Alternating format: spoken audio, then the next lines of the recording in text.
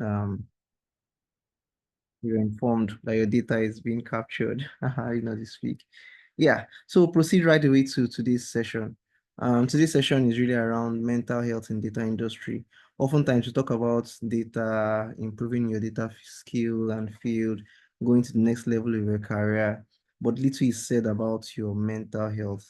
And today's conversation is centered around mental health, and it's coming from a professional who has years of experience in the data field and outside the data field and knows how to manage work-life balance in such a way that your mental health is still preserved. And for this session, we all know him. Is Ayodele Oluleye. He's the head of data and insights. And I'll just briefly read his bio and then we can just take it away from there. All right, so Ayodele is a data professional with over a decade of experience. Throughout his career, he has gained valuable experience in various domains such as strategy, data science, data management, and more recently, artificial intelligence. Previously, he served as a consultant at a Big Four consulting firm where he successfully provided data-driven solutions and insights to clients. Currently, he holds a leadership position at a financial services group where he leads a dynamic data team, driving analytics and AI initiatives to empower the organization. Beyond his personal endeavors, he is passionate about sharing his knowledge and experience. You can find him actively sharing with data and AI community through insightful articles on LinkedIn and speaking at industry events. He's also a co-organizer of Data Fest Africa, Africa's largest physical data and analytics event with over 2,800 attendees. He's also the author of Exploratory Data Analysis with Python Cookbook, a book published by Packet, a top five leading global technology publisher. And he's also a top data analytics voice on LinkedIn. He was recently recognized by the Honorable Minister of Communication, Innovation and Digital Economy, Bosun Tijani, for his efforts on the Repo Boot project, an AI virtual assistant built for the National AI Strategy Summit, Nigeria. My people, here you go. We have Ayodele Oluleye on this call, and it's such a privilege to have him speak to us at every time we call for him. So right now, I'll just hand over the mic to Mr. Ayo. Sir, please, over to you. All right, hi everyone. Please confirm you can see me and confirm you can hear me, or at least David. I'm sure you're probably the only one that will be unmuted. Yes, I can see you and I can hear you. All right, thank you. Is the session going to be recorded? Yes, recording is ongoing already. Okay, fantastic. So hi everyone. Thanks once again. Thanks to the YDP team for making this happen. I'm always happy to share knowledge. Always happy to interact, and I'm also always happy, when topics like this are discussed because it's very critical. It's not technical, but sometimes the less technical topics can be the most important topics in some cases. And I'm really hoping that as we build awareness, more people would actually latch on and take this thing seriously. YDP has almost 600 people, but say we're here, only about 18 people are here. And it already just gives you a sense of how sometimes people can treat things like mental health. Thank God, awareness is getting better. And, these days people are, embracing this topic.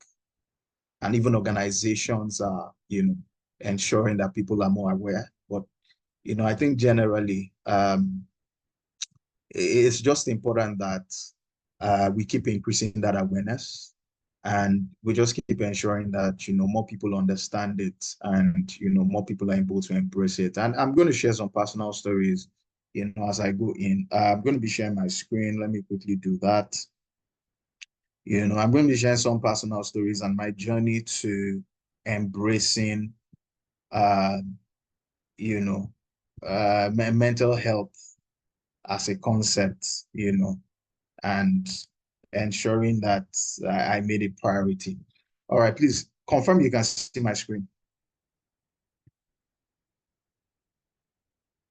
Yes, sir, I can see your screen. All right, so I have a couple of slides about 16, 17. I also have a video I'd like to play at some point. So what I'll do is I'll try to run through this in 30, 40 minutes so that we have at least another 35 minutes or another 30, 40 minutes for questions, right? All right, so this one I'm going to run through. What is mental health? I'll tell you a story. I have three stories actually to share. Two of my friends, one of myself. I would also share, I'll share the initial story about myself. I'll share some of the things I did, and how my life changed and how I started to embrace the concept of mental health. And then I'll share how you can get help. I'm going to make this as very practical as possible because, this might be life-changing for anybody. And I'm happy that the recording is also there. So for people who, for some reason or the other wanted to join but couldn't join, they're actually able to listen to it. I don't take this session lightly at all because my life changed about going to almost 6 years ago, in a session like this. It was a physical session, but a session similar to this. I'll talk about that, down the line. All right. It's important that I, bring this caveat, which is I'm not a therapist, neither am I a mental health professional. So it's just important. A lot of what I'll be talking about, and you see how I got the knowledge. Knowledge is out there, but a lot of what I'm talking about are things that I've seen, I've experienced, and, I've learned over time. All right. I've also gotten professional help here and there, and I also follow professionals in, this mental health field of psychology and, the likes. All right. So that's it. So a lot of what I'll be giving isn't necessarily professional advice, but more what I'll term helpful advice, right? You still need a professional, right? If you need professional help. All right. And I'm sure by the end of this session, you'll actually be able to tell if you need professional help, because I think that's very important. So, let's just run through very quickly. I won't really dwell on this, but what's mental health? Mental health encompasses emotional, psychological, and social well-being. It influences how we think, how we feel, how we act, impacting our ability to handle stress relate to others and make decisions, right? So I'm not really going to go too much into the definitions, but a lot of times when we talk about mental health, it's the disorders that come to people's minds, right? But there are also positive characteristics of like good mental health, which is, resilience, good self-esteem, the ability to cope with life's challenges. All those things also have, to do with mental health. But let's go into some of the mental health disorders. There are quite a number of them. There's depression. Sure, a lot of us have an idea of what depression is, that feeling, that persistent feeling of sadness, hopelessness, and a lack of interest, general lack of interest in, life's activities. There's anxiety disorders. A lot of times people just think about depression. They think about things like schizophrenia, think about things like bipolar disorder. Those are like the ones that a lot of people tend to know. But even things like anxiety disorders, that excessive fear, excessive worry, and nervousness, there are at some point, it can actually be a mental health issue. And that's why sometimes before you can arrive at this is what is wrong with me, you need a professional to get you to that point. It's not about just reading books and saying, oh, I have this, I have that. You need a professional help at that point to be able to diagnose properly. There's OCD, which is very popular. In fact, for the longest time, a lot of us used to say, you have OCD. I never even knew for the longest time, until a few years ago when I knew that OCD was actually a mental issue, right? PTSD is also another one, very popular, post-traumatic stress disorder. This is where, a traumatic event, and I'll share some things, traumatic event is, just has this significant impact on you. You start to have flashbacks, nightmares, severe anxiety, and, all those type of things.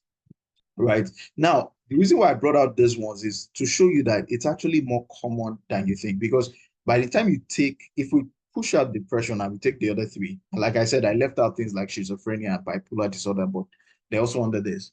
right? But if you take the other three, anxiety disorders, OCD, PTSD, you find out that it actually covers a lot of people, right? A whole lot of people, because a lot of people have PTSD for, different things. But if you've been involved in an accident before, for example, you, you know, might just have PTSD, and it doesn't have to be a car accident. It could be a house accident, it could be anything, domestic accident, it could be, you know, anyways, that's by the way. So that's it with the definitions. Let me run, through the stories very quickly. So I had this friend, I'll call her name Bola, a wonderful lady.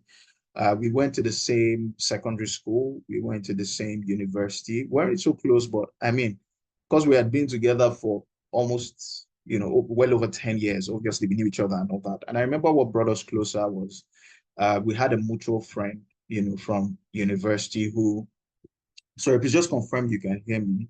I might not be able to follow the chat. Uh, okay, Yes. so yeah, so Bola, we then became friends because a mutual friend was getting married and all that. And I remember Bola, so riding back, I mean, that wedding was in Ibadan. We all grew up in Ibadan and all that. So riding back, she had a car. I was already based in Lagos, so, she had a car, so I had to, join her and all that. And I remember she told me how, oh, she was getting married soon. She was so excited. I was like, oh, telling me about, oh, there's this guy she just met and all that, all that, all that. And this was 2016. Then 2017, heard she had married. I was very happy. Then 3 months or 4 months down, that my mutual friend that got married the other time just calls me and says, oh, did I hear what happened? I said, no, what happened? She took her life. She committed suicide and, um, poisoned herself. And it was very devastating, because in my mind, I was like, what? Well, I was very happy. Now, there were some challenges Bola had back in secondary school, body image issues, a couple of other things that you could just already tell that this person was carrying a lot of baggage. And that's really why, when she had told me, oh, she was getting married, I was happy, very, very happy. And it sounded like, and what, it was just very sad. Then I didn't understand this whole mental health thing. And I didn't understand, how suicide happened. So in my mind, I kept, just and I feel sad to say it, but when you just think there's some foul play, someone must have done something somewhere. There's no how, that's how I used to think about it until, a month or two after that, I was speaking to a friend who happened to, know about the issue, who is also a psychiatrist. We all spoke together and all that. And he was explaining to me, breaking it down that, hey, see, no, when people do these things, they're almost already out of their minds. Like they don't really, it's almost like they have no choice at that point, and it was just breaking things down for me. And I remember it helped because I then started to understand it more and better than I ever did, you know. And I was less judgmental in those type of situations and more empathetic to the fact that wow, okay, so there was no foul play. It was actually this person that did this. Anyways, the second person is Kola, right? Kola was my roommate for 3 years back in university. Kola was a very, very brilliant. He was a genius. Me and a friend last week were still talking about him. He was younger, but so about 2 years, younger than us. Well, 1 year younger than me, because I was even younger than, most of my peers. And Kola was just a bright guy. He loved music, loved, you know, he used to create beats. He was just very brilliant and very good. And he was a medical student. So by year three, I think it's year 3 days to write that exam, he failed the major medical exam to enter medical school. Then he said, oh, he was going to take it again. But okay, yeah, then he now took it again the next year and he failed again. And, by then we're no longer roommates. And I remember Kola saying, oh, he wanted to go to music school, had big dreams. It was from him I first heard about schools like Juilliard, Berkeley. Those are like the top two schools, at least back then, they were the top two music schools in the world.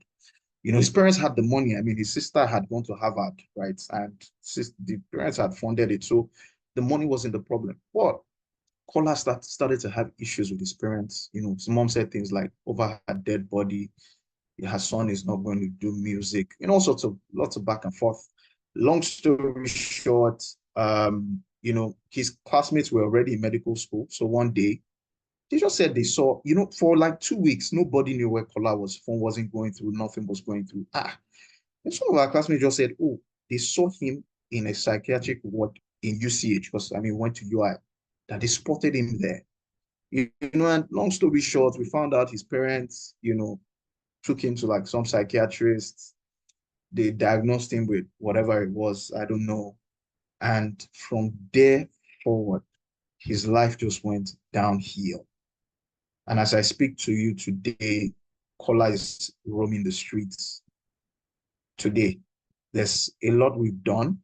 This is going to this since 2009. There's a lot with 2009, 2010, that's 14, 15 years. There's a lot we've done, to try to get him off. We get him off, hand him over to his parents. Once you hand him over to his parents, he doesn't trust you anymore, doesn't call you. He's better for a while, and after that, he's back again. And, again, that my former friend I talked about who told me about, who was explaining Bola's issue to me, also happened coincidentally to know about Kola's issue. And he was telling me, oh, that, because I felt, no, there was nothing wrong with this guy. I could almost swear that there was nothing wrong. I could vouch, because I lived with this guy for 3 years, and that my friend told me, no, he actually has, I think it was schizophrenia. So, and he started to break things down, and he said what might have triggered it was the fact that he failed medical school twice, that some of these things just have triggers, and so yeah, Kola is still alive, but I mean, he's on the streets, sadly, and because his father is a highly placed judge, a lot of us have also had to be very careful, so that, I mean, we've tried here, tried there, but at some point, you also want to just be careful. So sad. All right, so I need to quickly move on. Uh, so so my story, very quickly. Sorry, the slides are just all right. So my story was that 2015 was a very tough year for me. I lost my mom under really very tragic circumstances. She was all of a sudden just, I mean, she was sick, but not so sick then. One night, I remember my dad just running to the room to say my mom had slumped.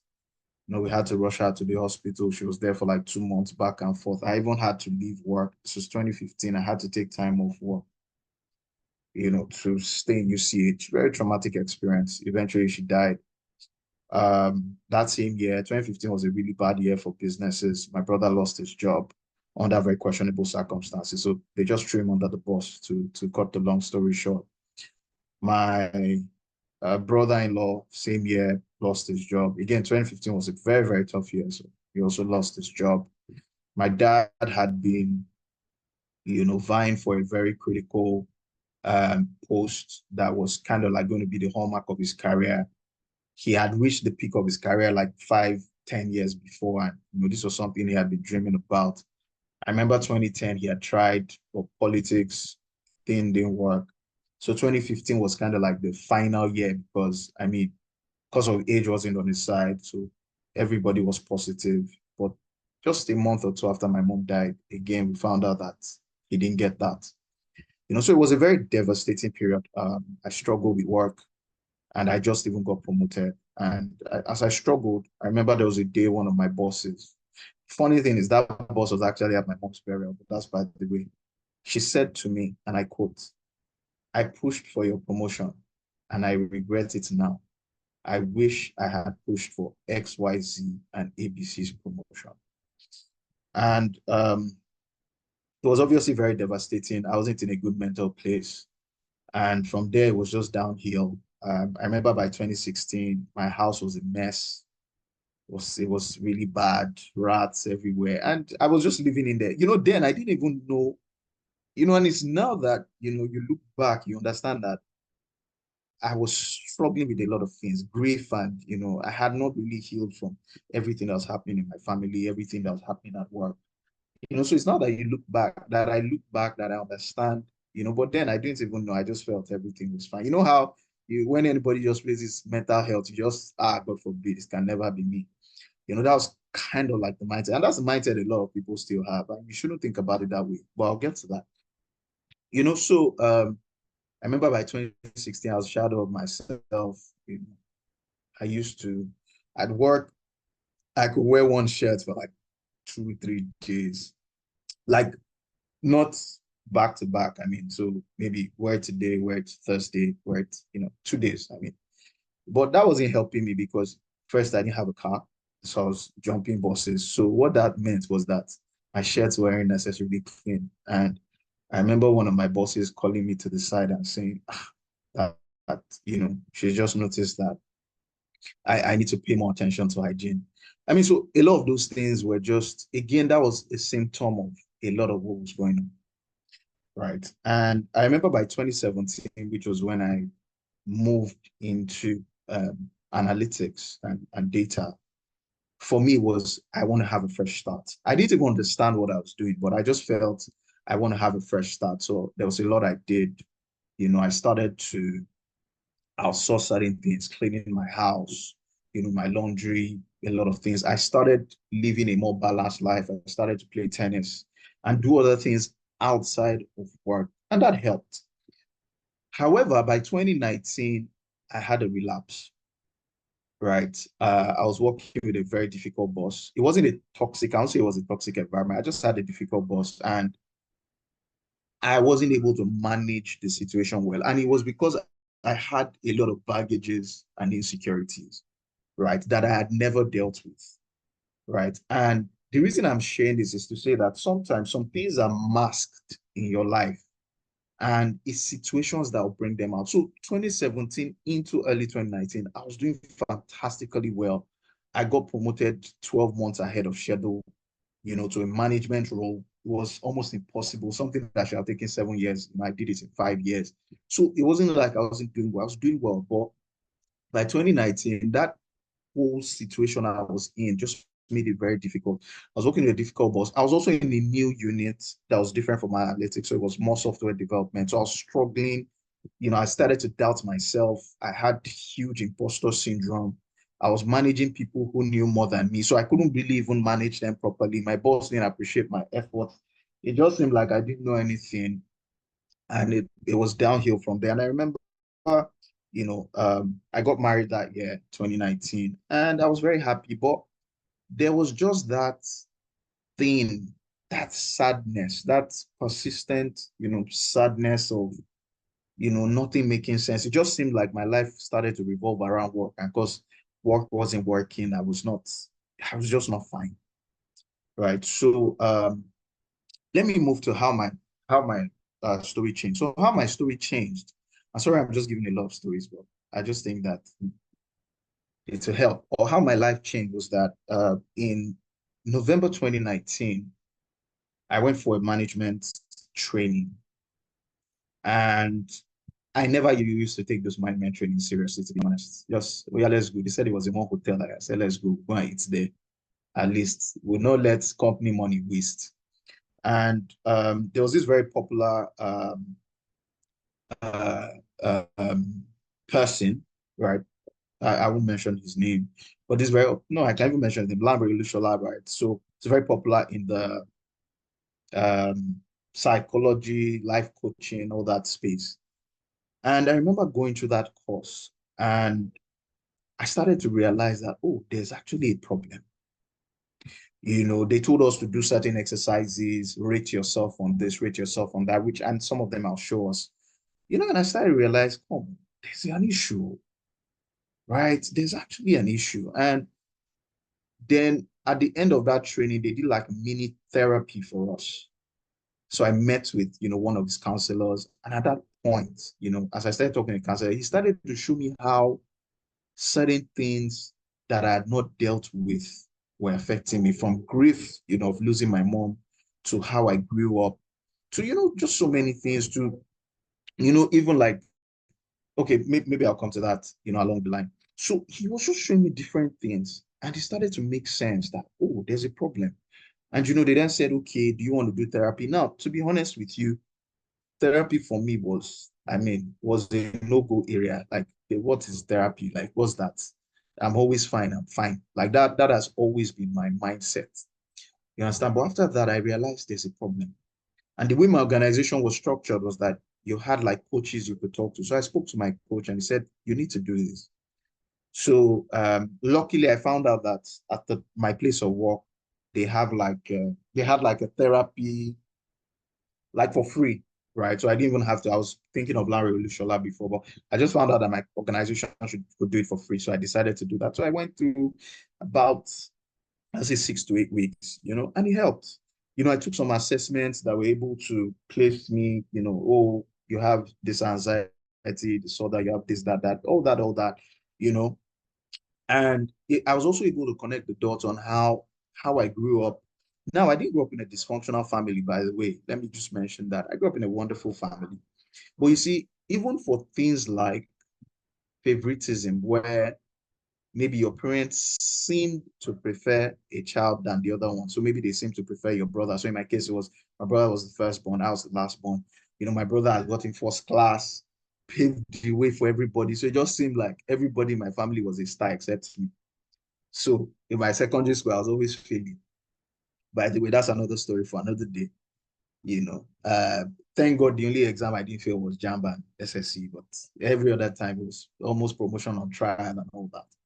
Right. So it made me realize how even that experience had an impact. Things like if you were bullied in secondary school, it has an impact. If you had certain if you're dealing with grief, it has an impact.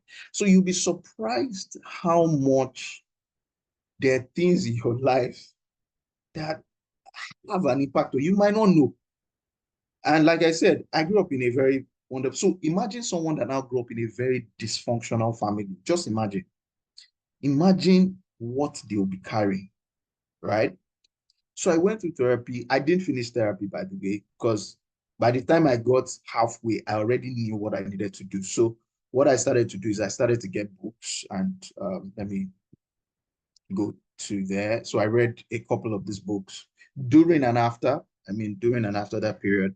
So it was just before COVID. And thank God, this happened just before COVID, because I don't know how I've gone through COVID with this with that mind state, right? So it was just before COVID. I found out about Audible and I started to read books. Now, this first book was Larry Olushola that actually, and it was my first ever book that I read. And I started to realize there was a problem, and I needed to start working on it. So I started to get books. So go to Audible, read about different things, cognitive behavioral therapy and all the things, right? And I remember Larry Olushola also, oh, sorry, not, I can't remember who now, but, in one of the therapy sessions, they had said that, um, because there were certain mindsets I was dealing with now, because I had a lot of imposter syndrome at that point, and that self-doubt, doubting myself. They had said I needed to do something called affirmations, right? And I'll talk about that as we go along the lines, where you rewrite, you try to find out what those thoughts are, and I'll explain to you guys soon. You try to find out what those thoughts are, and then you write things that counter those thoughts, positive things and so they then advise that do it 5 times a day. So I had alarms, I'm reminding myself of all that.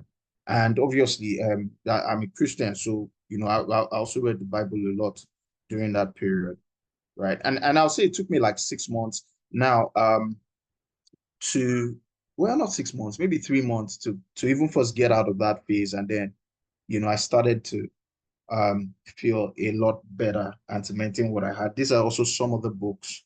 One, one guy I found really helpful. His name is Nick Wignall. He writes blog posts. This is a fantastic blog post. I'll talk about it very soon. Fantastic. It was a lifesaver. It was one of the things that helped me identify, the issues. So self-talk basically is a lot of times you talk to yourself, you just don't know. Whether you say it out or you don't say it out, you are talking to yourself and you need to work. A lot of times your self-talk is negative, right? And you need to work on yourself. Again, I'll talk about that as we move ahead. All right. So let me move. Okay. So what are some of the things you can do to start to wrap up? The first is you need to identify there's a problem. And I shared that for my story.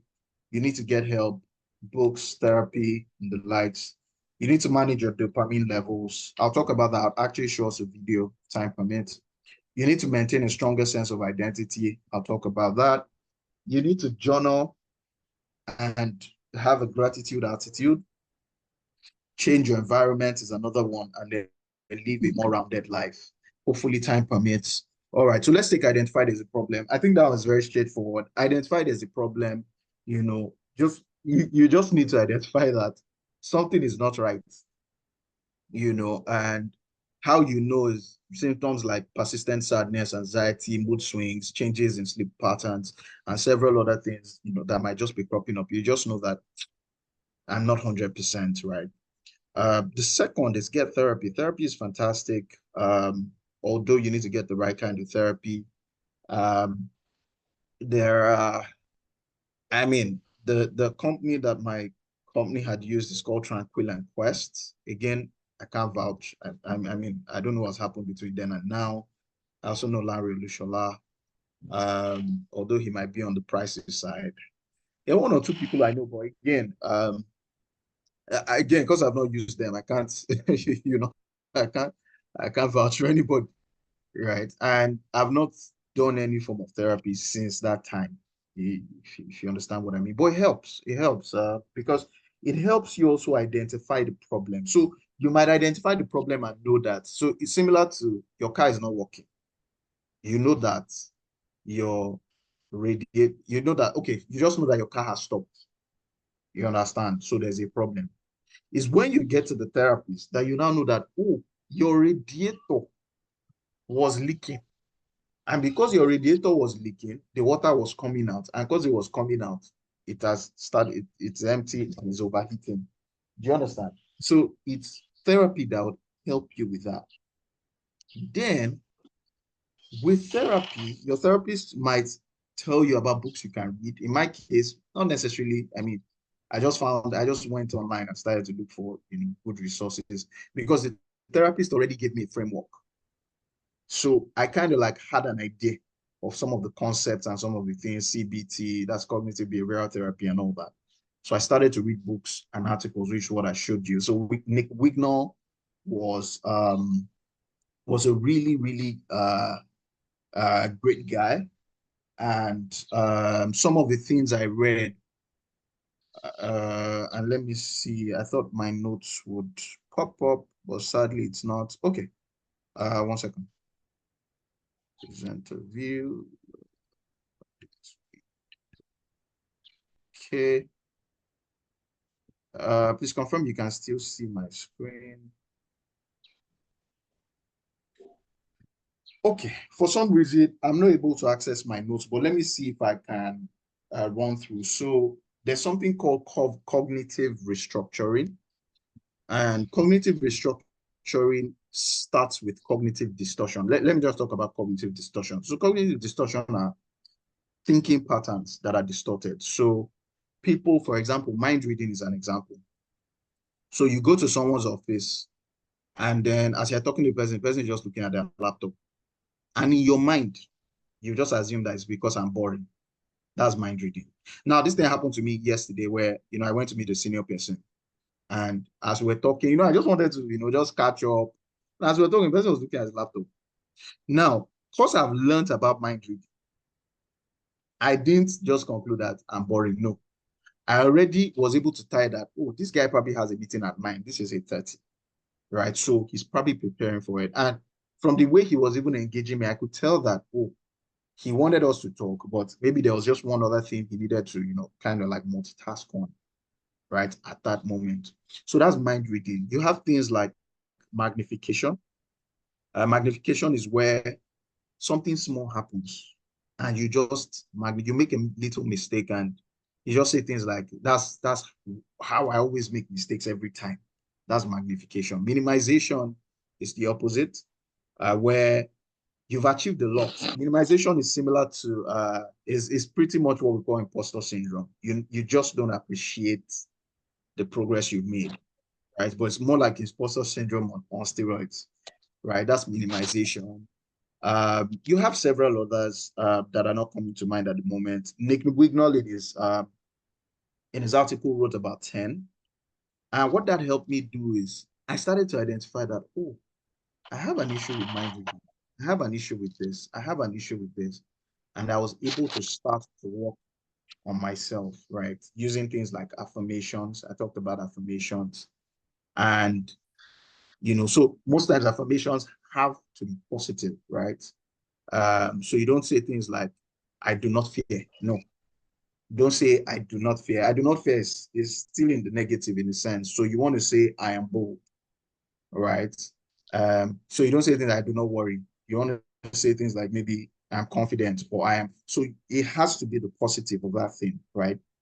Right. And you can take those affirmations. Again, the how many times you need to take the affirmations a day will depend on your state, right? For me, at some point, I had to do 5 times. Today, I just do once, right? Or anytime I remember, just remind yourself. And to show you how powerful affirmations can be, I take affirmations with my daughter every morning, and saying things like, you're beautiful, you're smart, intelligent, you're a problem solver, you don't give up. And one of the things I noticed is there are times that maybe she's playing with a Lego or she's playing with something and she can't figure it out. And then she's saying to herself, I'm a problem solver. I do not give up. That's what affirmations do to you. It helps that thing enter your subconscious. Because a lot of what is happening when it comes to mental health happens in the subconscious, right? So what you want to be able to do is rewire that subconscious, right? Such that automatically, can we all mute ourselves? Such that automatically what is coming out is that positive thing, right? And not, some negative response. Yeah. All right. So let me quickly play. I want to quickly play a video for the dopamine level 1. There's a woman I recently started to follow, and her name is Anna Lemke. She's a professor at Stanford, and there's some beautiful work. Oh, okay. This is actually what I was meant to do. Interesting. I found my notes now. All right, another one is fortune telling, where you are just predicting, so you go for, that's cognitive distortions now. Sorry, I just saw my notes. So let me quickly run through that. Cognitive distortion. So fortune telling is where you go through an interview, and instead of looking at some of the positive things that have happened, all you can see is the negative. And all you are saying to yourself is, it can never work. That's fortune telling. I'm sure we would have been able to place ourselves, in some of these. I've just listed 5, but there are about 10. And I'll probably share the link maybe after now. Now, let me open that video. It's a 5-minute video. We'll just run through it very quickly. Let me share my screen. I think Anna is in the best position to explain it. So let me go to Zoom. Okay. Sorry, okay, share sound. Fantastic. So if we come here, so let's just watch and listen. Big idea number 1.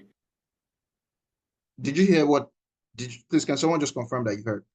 Yeah, yes, we can hear. Yes, we can hear. Yes, I heard. All right, fantastic. So it's about 5 minutes. Let's just quickly run. The pleasure. So dopamine levels, right? So the idea behind this is, I mean, we probably already know what dopamine is, right? So, but I'll leave her to explain so that at least we can get the gist. But it's a very important part of pain balance. One of the most important discoveries in the field of neuroscience in the past 100 years is that pleasure and pain are co-located. By that I mean the same parts of the brain that process pleasure also process pain. And pleasure and pain work like a balance. When we feel pleasure, the balance tips one way. When we feel pain, it tips the other. One of the overarching rules governing this balance is that it wants to stay level. After any deviation from neutrality, our brains will work very hard to restore a level balance, or what neuroscientists call homeostasis. For example, I like to watch videos of American Idol. When I watch, my brain releases a little bit of the neurotransmitter dopamine in my brain's reward pathway, and my balance tips slightly to the side of pleasure. But no sooner has that happened than my brain adapts to the increased dopamine by down-regulating my own dopamine receptors and dopamine transmission. I like to imagine this as little gremlins hopping on the pain side of my balance to bring it level again. Not very scientific, I know. But here's the thing about those gremlins. They like it on the balance. So they don't hop off once it's level. They stay on until it is tipped an equal and opposite amount to the side of pain. This is the after effect, the hangover, the come down, or in my case, that moment of wanting to watch just one more video. If I wait long enough, the gremlins hop off the balance, neutrality is restored, and that feeling passes. But what if I don't wait? What if instead I watch another video and another and another? Pretty soon, I'm no longer watching American Idol videos. I'm watching videos of people watching videos, alternating with memes of Dr. Pimple Popper. If I keep doing this for hours a day, days to weeks, weeks to month, I end up with enough gremlins on the pain side of my balance to fill a whole room. They are camped out for the long haul, tents and barbecues in tow. Once that happens, I've changed my hedonic set point. Now I need to keep watching videos not to feel pleasure, but just to feel normal.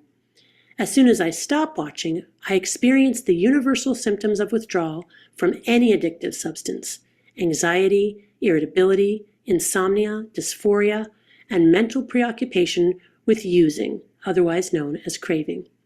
This is the hallmark of the addicted brain. Big idea number 2, dopamine overload. This fine-tuned balance of ours has evolved over millions of years to help us approach pleasure and avoid pain. It's what's kept us alive in a world of scarcity and ever-present danger. But here's the problem. We no longer live in that world. We now live in a world of overwhelming abundance. The access, quantity, variety, and potency of highly reinforcing drugs and behaviors has never been greater, including drugs that didn't exist before: texting, tweeting, gaming, gambling, sugar shopping, vaping, voyeuring. The list is endless.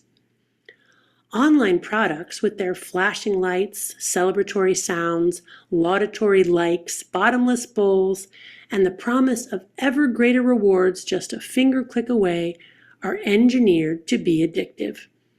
The smartphone is the equivalent of the hypodermic syringe delivering digital dopamine for a wired generation. If you haven't met your drug of choice yet, it's coming soon to a website near you. Yet despite increased access to all these feel-good drugs, or as I hypothesize, because of it, we're more miserable than ever. Rates of depression, anxiety, physical pain, and suicide are increasing all over the world, especially in rich nations. Our compulsive overconsumption has led not just to increased psychological suffering, we are literally consuming ourselves to death. 70% of world global deaths are attributable to diseases caused by modifiable behavioral risk factors like smoking, physical inactivity, and diet. The leading global risks for mortality are high blood pressure, tobacco use, high blood sugar, physical inactivity, and obesity. In 2013, an estimated 2.1 billion adults were overweight, compared with 857 million in 1980. There are now more people worldwide who are obese than who are underweight, except in parts of sub-Saharan Africa and Asia. The poor and undereducated, especially those living in rich nations, are most susceptible to the problem of compulsive overconsumption. They have easy access to high-reward, high-potency, high-novelty drugs, at the same time that they lack access to meaningful work, safe housing, quality education, affordable health care, and race and class equity before the law. This creates a dangerous nexus of addiction risk. Over the course of my 20-year career, I have seen more and more patients, including otherwise healthy young people with loving families, elite education, and relative wealth, presenting with depression, anxiety, and/or full-body pain in the absence of any identifiable disease or tissue injury. All right, I'll stop there. So I guess we get the point, right? And there's something profound she said. She said she's seen more people, right, who they seem to have everything going for them, right? They have the money, they have, they have everything, but eventually they're still sad, they're depressed, and they're not in the best mental state. And I mean, that's not the end of the video, but one of the things she proposed, as part of her work, was the fact that you can actually go on like dopamine fasts, right? Where in some cases you are, staying off things like social media, you're not watching that movie, reducing the number of movies you're watching. You then, beyond the fast, also having like schedules where you can say, I'm only going to do this for like an hour, 1 hour or two, and once that is done, you leave it and move to other things. And that can kind of like help you recalibrate, right? It's obviously a very big issue, and something that, I think we would also need to pay attention to, right? For some people, social media is just a trigger, right? Or certain social media platforms, right, can be the trigger. And it's very, very important that you manage that. I'll also share the link to that video. All right, so I'll start to wrap up. So maintain a strong sense of identity. I think this was very important for me. And why it was very important for me was because when it comes to having a sense of identity, it's important that your sense of identity is outside of external sources. And I think one of the things that helped me was, I mean, again, I'm a Christian, so I have a Christian worldview. And, just knowing that, God loves me regardless, whether I have money, whether I don't have money, whether someone else loves me or doesn't love me, really doesn't matter. Whether one other person thinks, I'm great or another person thinks I'm not great, it's really their business, right? All I know is that I'm loved, right? Even if my parents decide not to love me tomorrow, right? I know that there's one person who's unchanging. And that in itself gave me a very strong sense of identity. And even my affirmations were tied to that, to, principles of my worldview, right? And I think that's very important. And that's one of the solaces that religion typically provides, that you probably won't be able to get out of religion. So if you think about an atheist, it's a bit difficult not tying that validation to some form of external source, right?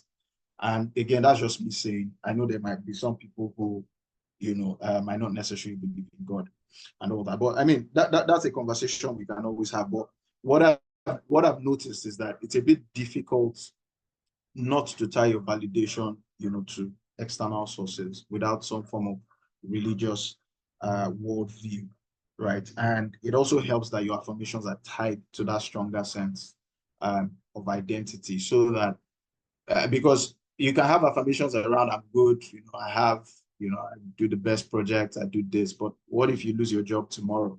What happens, right? Are you going to slip back into, some mental health issue, right? So that's that. Journaling and giving gratitude is very important. This is good.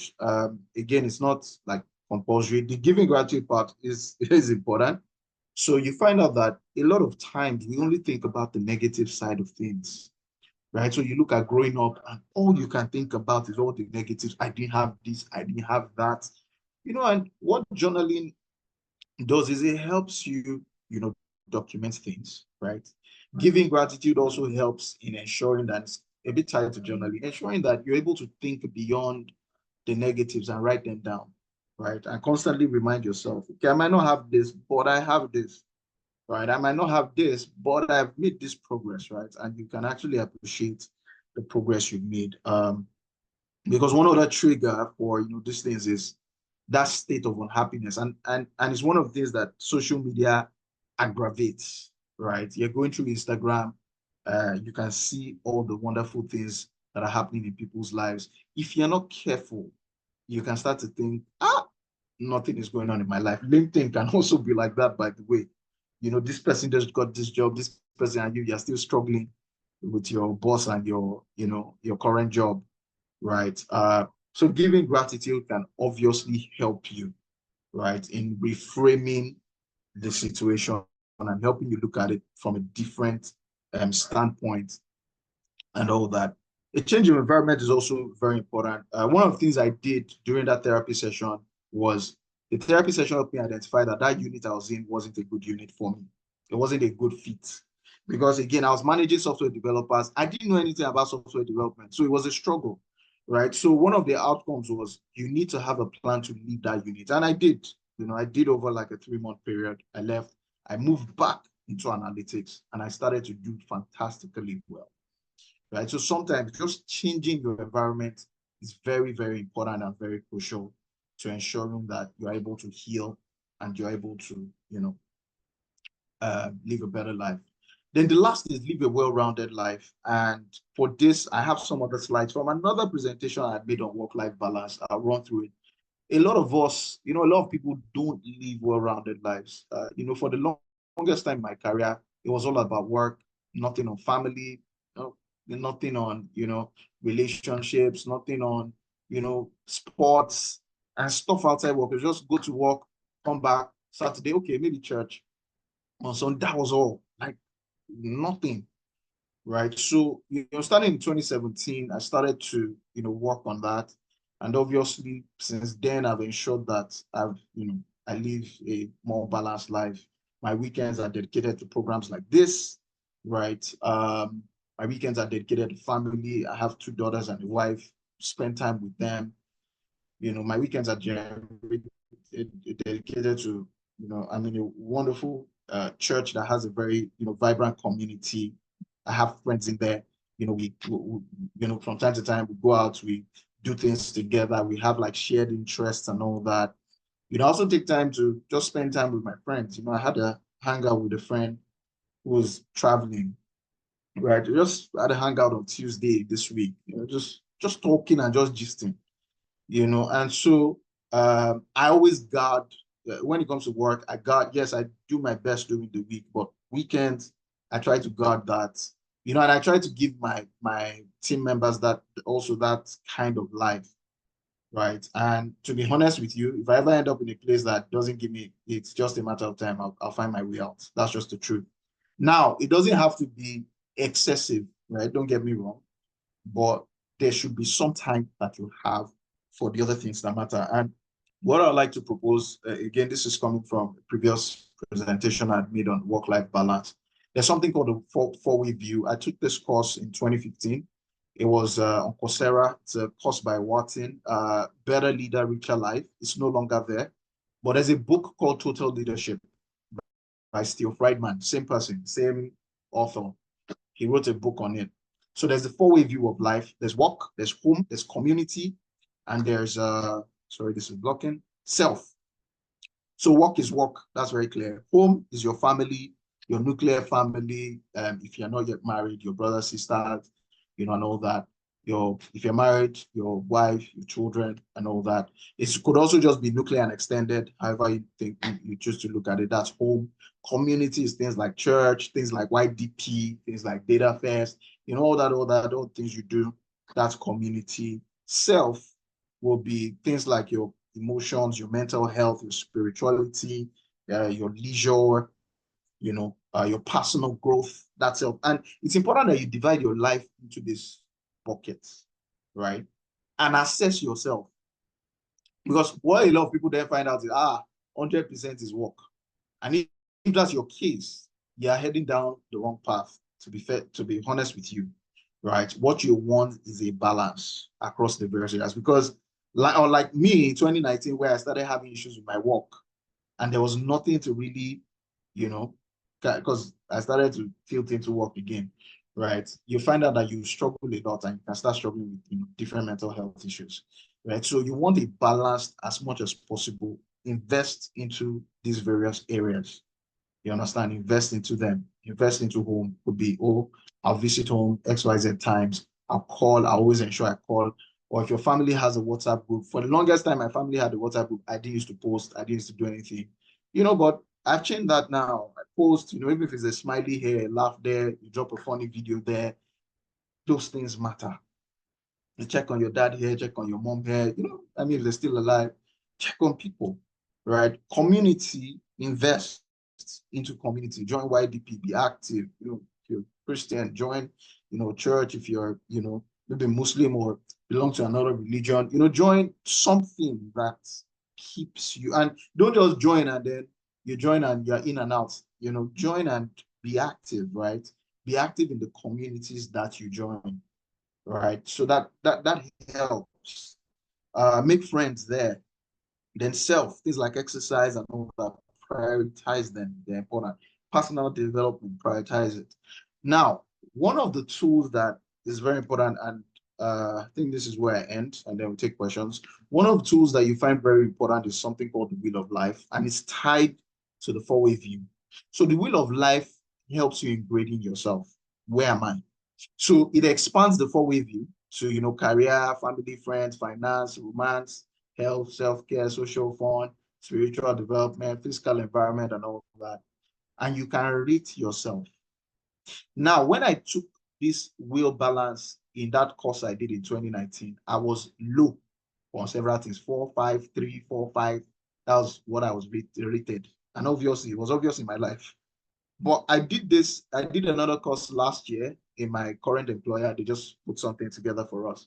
And coincidentally, the person talked about Wheel of Life. And I said, let me just do it again. And I was 8, 9, almost all around. Why? Because I have worked on those things over the years, right? So what you want to do is grade yourself with this wheel. So typically you grade yourself from 0 to 10, right? Each of the circles represents, a value. 0 will be almost at the center, 10 will be almost at the outer circle, right? Abi will be at the outer circle. So you grade yourself, how am I doing? And then you have an action plan. My finances used to be bad in the sense that, not in the sense that I wasn't earning well. I was earning well, but I was spending foolishly. I couldn't account for my money.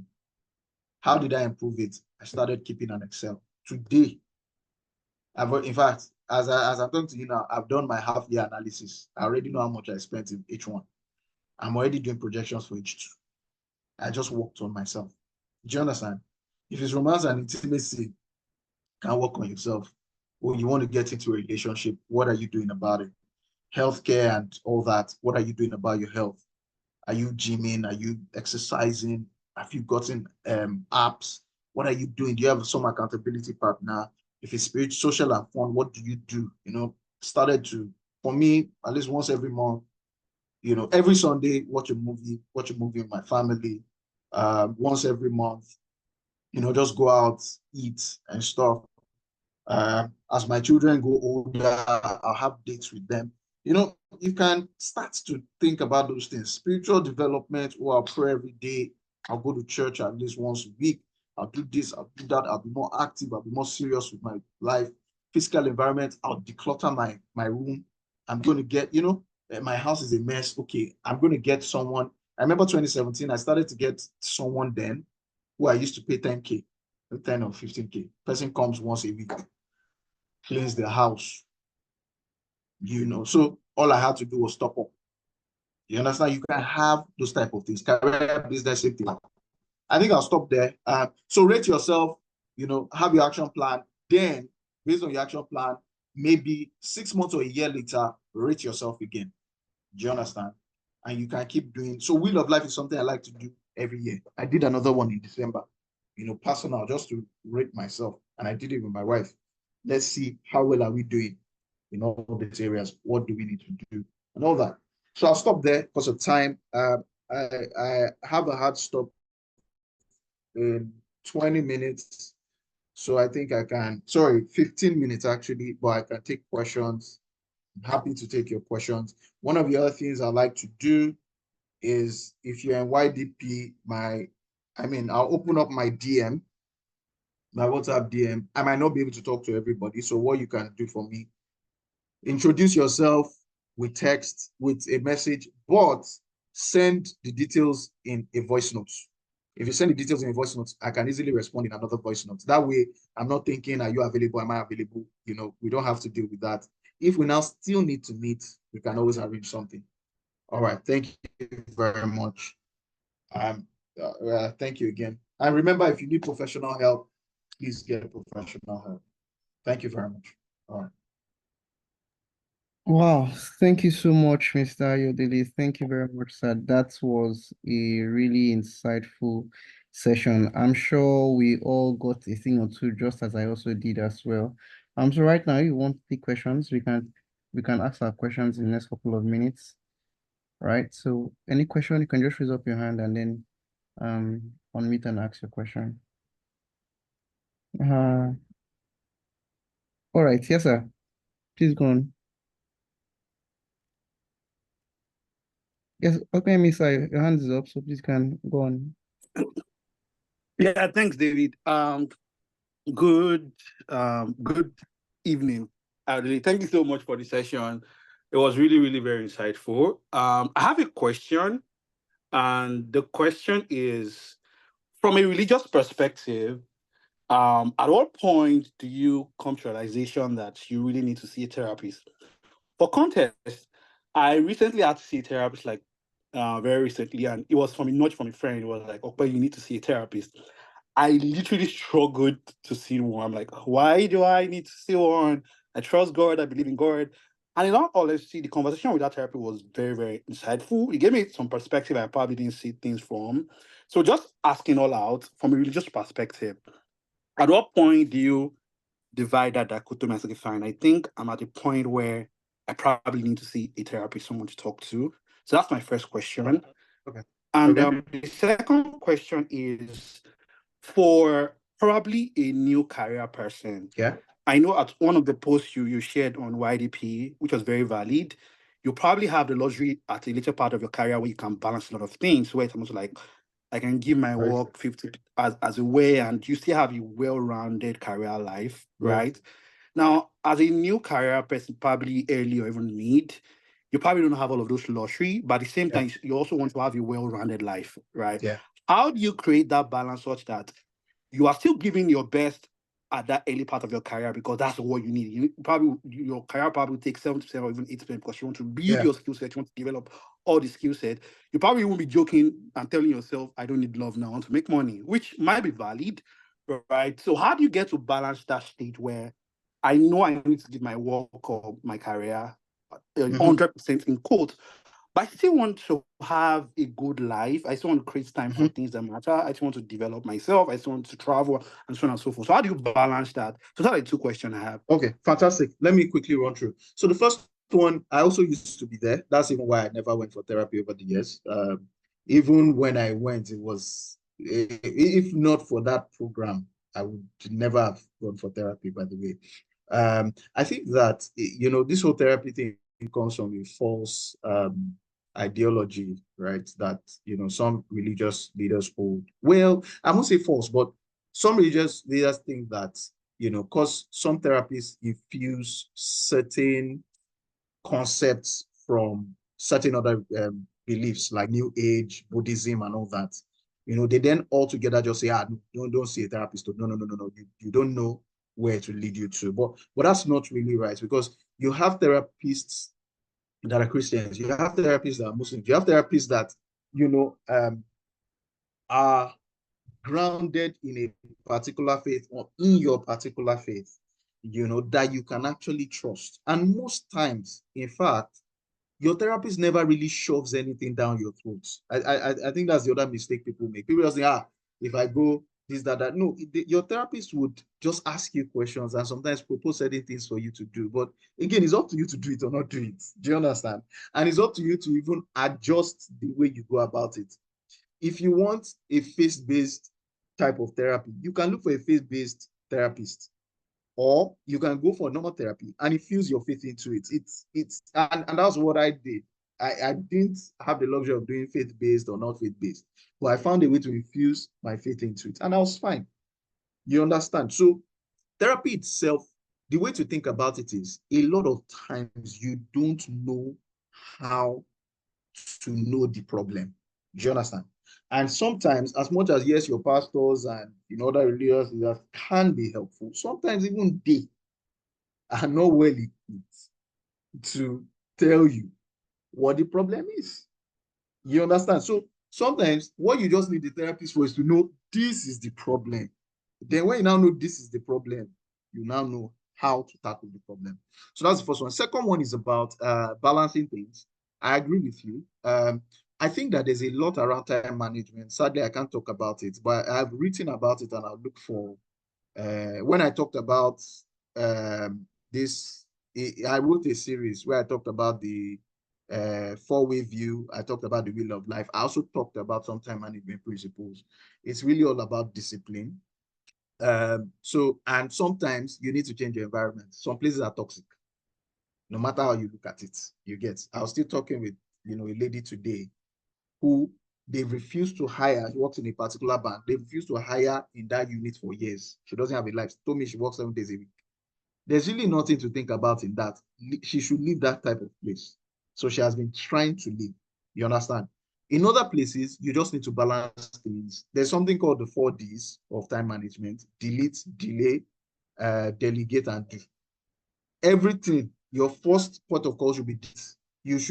You should try to see how you can delete it out of your life. If deletion cannot work, the next thing is to delay or delegate, or the next thing is to delegate it. If you cannot delegate it, the next thing is to delay as much as possible. If you can't delay it, then you have to do. And that's the principle. All my team members know it. I always look for ways to delete. I push it to another team, or just find a way to say, this one is not us, it's not us. And they've gone. You understand? Some other times it's delegate. I just give it to someone in my team. Oh yeah, you work on that. Or some other times it's delay. I'll just say, oh yes, we can help you, but please fill this requirement document. I'll tell them to send requirement document to them. I know that it will take them another 2 weeks, 3 weeks before they'll come back with their requirements. Right? Finally, eventually, you do. So it's really boils down to planning. And then sometimes when you build trust in an organization, you can have conversations with your bosses. You understand? To say, see, weekends, I might not be as available as you want me to. You understand? Because of A, B, C. But please, it's only when you build trust. Before you build trust, put in your best.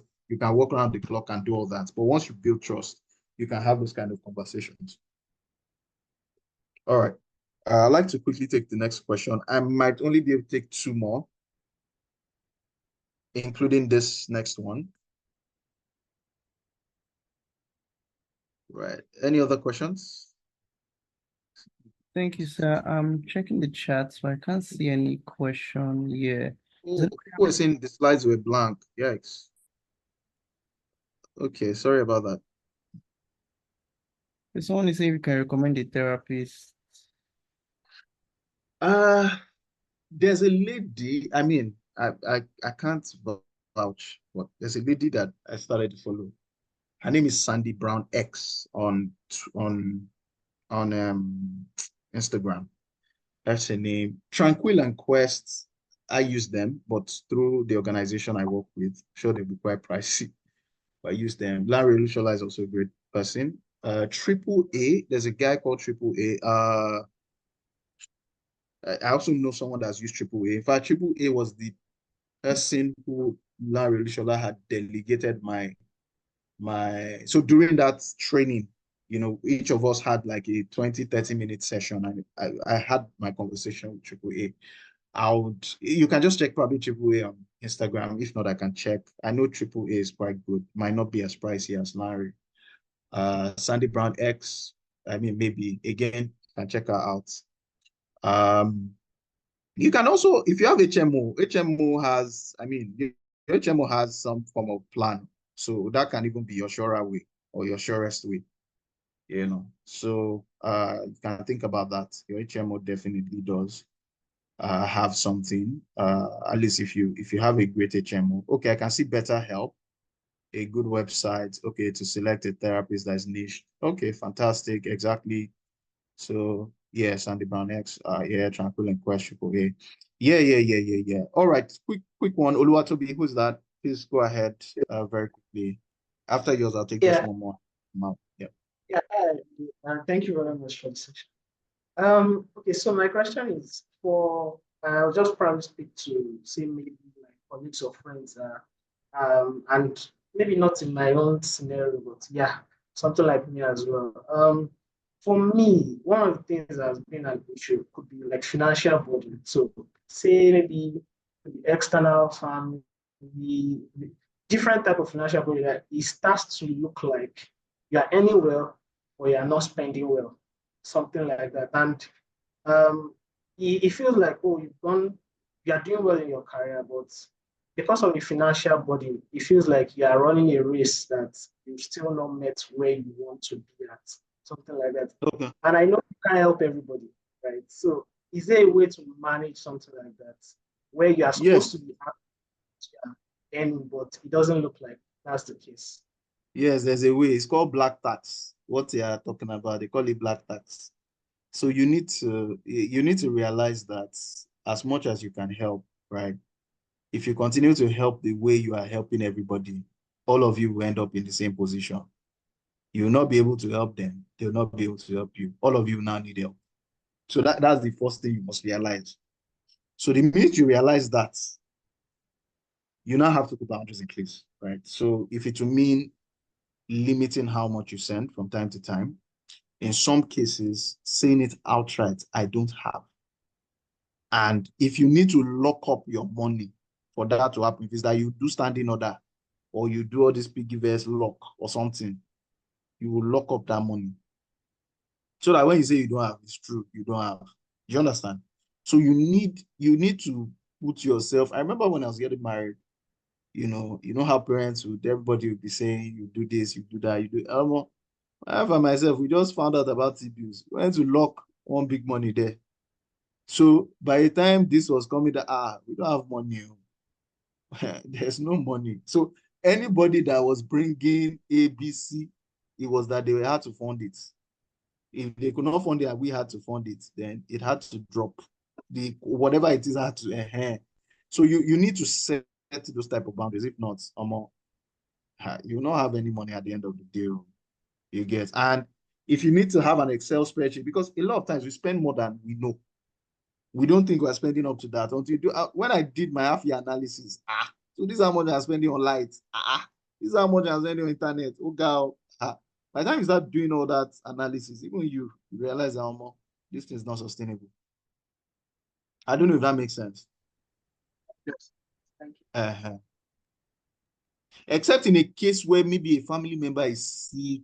You understand that one? I mean, it's a life event. You can't really start saying, I'll reduce the money. That's a very, very different and delicate situation. But if it's just like general, upkeep and all, I think, have a budget too.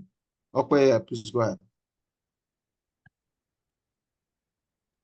Yeah, I think you actually wanted to, you at the last part, Ahmad, what I wanted to say. At least I think in a way I find a way around black tax, and it's basically budget.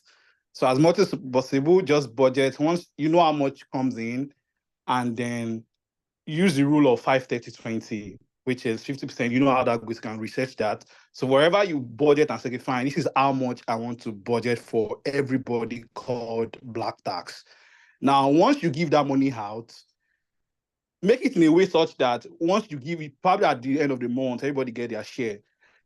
No matter what happens, if everybody come around, like what Ayodele said, except it is life-threatening, which is an exception. But if it's not life-threatening, just tell them no, and it is no. So to get to the point, they would realize and adjust to the fact that once you give them money, they have to learn to manage what you've sent to them. But if you create a system such that anytime they reach out to you with one excuse or the other, you always send to them. Trust me, like Ayodele said, you have to save yourself first before you can save anybody. And the most important thing also is you have to also learn not to allow the emotional blackmail to get to you, because they're your parents or they're your family. They will find a way to say things that will make you want to feel bad and all of those things. But trust me, just build a wall such that once you tell them no, that's just what it is. If, like I already said, if the only way is do a carry wise that would not allow you to touch the money, just go about that. But the most important thing is just try to learn to budget very well. So once you budget for them, once that budget is exhausted, it's your next month. Yeah, All thank you right, very yeah. much. All right. Let me take one last question if there's any.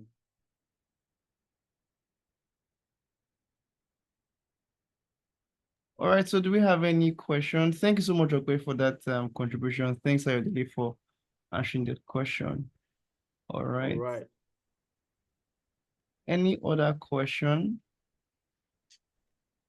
Okay, so Okwe dropped the link on the chat to betterlife.com. Yeah. Okay, so I will take it that we don't have any more questions. So at this point, Right. I'll hand it over to Mayokun. Mayokun, are you there? All right. Thank you very much, everyone. I would need to drop off Thank you very much. now. So much. Yeah. So like I said, I mean, my DM is open. You can send me a message, introduce yourself, and then just send me a voice note. It's easy for me to respond that way. All right. Thank you. All right, thank you so much. But remember, I'm not a therapist or professional mental health expert. So I'd eventually still refer you. But I mean, we can have conversations. All right. Thank you. Yeah, thank you very much, sir. Thanks so much, everyone. The recording of this session will be made available to us all, and wish us a wonderful rest of the weekend. Bye-bye.